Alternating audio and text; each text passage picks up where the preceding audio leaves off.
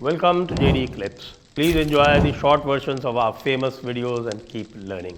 And don't forget to subscribe. हम मान लें, जैसे गणित में कहा जाता है कि मान लें कि साहब सितंबर 2026 को अचानक नरेंद्र मोदी कहें कि भाई यह ले अपनी लकुटी कमरिया, बहुत ही नाच नचायो, तो ऐसे में क्या? मुझे नहीं लगता कि मोदी जी ऐसा करेंगे, क्योंकि जो इंसान कहता है कि मेरी फैमिली 140 करोड़ है, वो जिम्मेदारी झटक कर नहीं जा सकता। और इसीलिए तो मैंने बोला कि चर्चा क्यों हो रही है। चर्चा ही गलत है, चर्चा बिल्कुल गलत है। एक बात है कि इन्होंने जो अच्छा पॉइंट उठाया, ये डेमोग्राफी वॉर जो होने वाला है, तो उससे अगर निपटना है तो मोदी जी रहेंगे। जब तक देखो गुजरात वो निकल कर आए, उसके बाद हमको पूछना भी नहीं पड़ता, चर्चा भी करनी नहीं पड़ती कि गुजरात का मुख्यमंत्री कौन होगा। तो मोदी समझना जरूरी है। मोदी मायने नहीं रखता कि मोदी प्रधानमंत्री रहेंगे या नहीं रहेंगे। वो व्यवस्था ऐसी बनाएगी, प्रधानमंत्री रहेगा, काम चलेगा। गुजरात में पार्टी चल रही है, गवर्नमेंट चल रहा है, जनता को सब काम ठीक से मिल रहा है, तो कौन बनेगा? उसका मतलब क्या होता है कि करोड़पति की क्या बोलते हैं वो कंपटीशन, वैसा नहीं है। मोदी जी व्यवस्था ऐसी लाते हैं कि उसमें मोदी भी रहे ना रहे कोई फर्क पड़ने वाला नहीं है। तो जब तक वो परिस्थितियां पैदा नहीं करते वो हटेंगे नहीं, वो कोई उनको हटा नहीं सकता। हाँ, एक बात है कि उन्होंने चुनाव से पहले बोल दिया था, बहुत कठोर कदम के लिए तैयार हो जाओ। अब परिस्थितियां ऐसी लोगों ने औरों ने बनाई है कि लड़ाई तो होगी, लड़ाई जरूर होगी। वक्त का जो कानून लाया गया है वो डिलिबरेटली लाया गया है।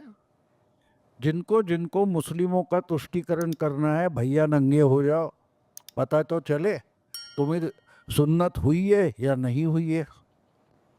ये जो विधेयक लाया गया है, वो बिल लाया गया है, वो बारीकी से समझ लो। वो हर सेक्युलर पार्टी को नंगा करने वाला है।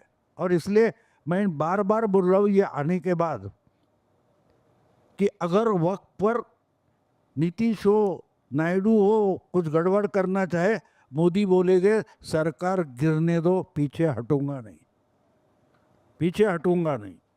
क्योंकि उनको मालूम है कि जनता ये चाहती है और मोदी सरकार गिरेगी तो वो बहुत बड़ी ताकत में मिड पोल में चुन कर आएंगे। मुझे याद है 1980 का भी, मैं उस वक्त भी काम करता था। इंदिरा गांधी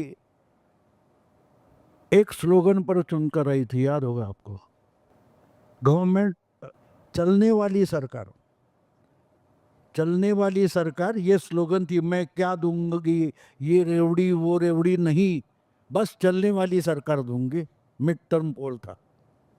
तो आप समझ लो कि ये जो चल रहा है ना, मोदी जी, मैं थोड़ी भी चीज नहीं मानता कि मोदी जी बिगर पॉलिटिक्स के कोई करते।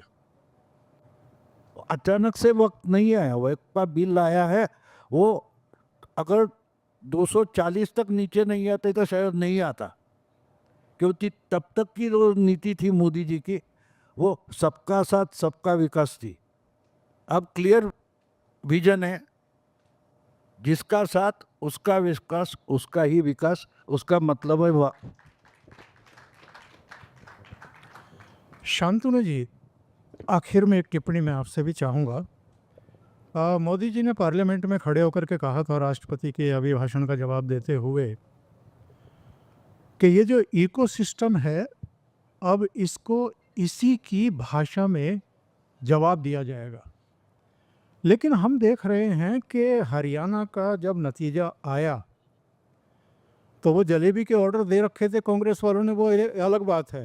अब वो कैसे कैसे निपटा होगा, हलवाइयों को कैसे पेमेंट गया होगा, उन जलेबियों का उन्होंने क्या किया होगा, वो तो मुझे पता नहीं। पर भारतीय जनता पार्टी वालों ने खूब मज़े लिए और डब्बे भिजवाए लोगों को। पर मैं ये जानना चाहता हूँ कि राहुल गांधी को, कांग्रेस के नेताओं को शायद उतना संताप नहीं हुआ होगा जितना इस इकोसिस्टम को हमें दिखाई दिया। बहुतों के चेहरे लटके हुए थे, वो छातियां पीट रहे थे, मतलब लिटरली।